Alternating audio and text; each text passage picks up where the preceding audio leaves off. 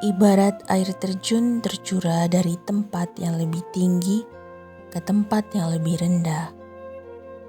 Ia mengalir kemudian membentuk danau atau kolam-kolam yang semakin hari semakin indah sesuai dengan kehendak penciptanya.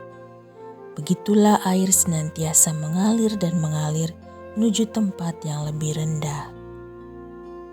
Karena tempat yang rendah dapat menampung lebih banyak air. Demikian juga rahmat Tuhan sendiri bergerak mencari orang yang rendah hati. Orang yang kecil dan rendah hati adalah mereka yang senantiasa mencari kerajaan Allah. Orang yang kecil dan rendah hati adalah orang yang hidup dan bergerak di dalam kebenaran. Kepada orang-orang seperti inilah rahasia kerajaan surga dinyatakan. Kepada merekalah Tuhan mencurahkan rahmat-Nya dengan limpah. Kita memiliki figur kerendahan hati sejati, yakni Bunda Maria. Dalam kidung Magnificat-Nya, Bunda menyebut dirinya yang hina dina di hadapan Allah. Namun justru yang hina inilah yang dipilih oleh Allah. Sebab dalam sikap batinnya itu terpancar semangat kerendahan hati seorang hamba.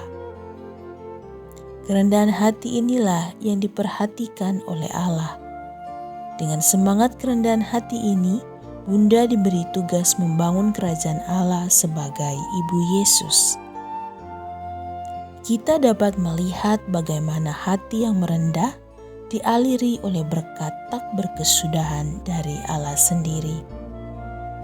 Seperti Bunda, kita pun diminta untuk menjadi pribadi yang senantiasa rendah hati.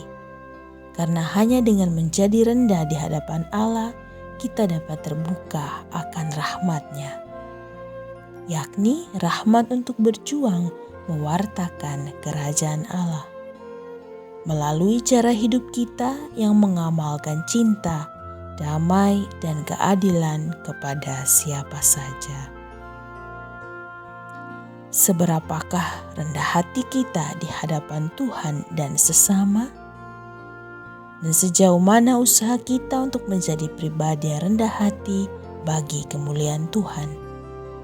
Semoga dari waktu ke waktu kita semakin mencontohi semangat kerendahan hati Bunda, supaya kita boleh turut berjuang bersama membangun kerajaan-Nya. Amin.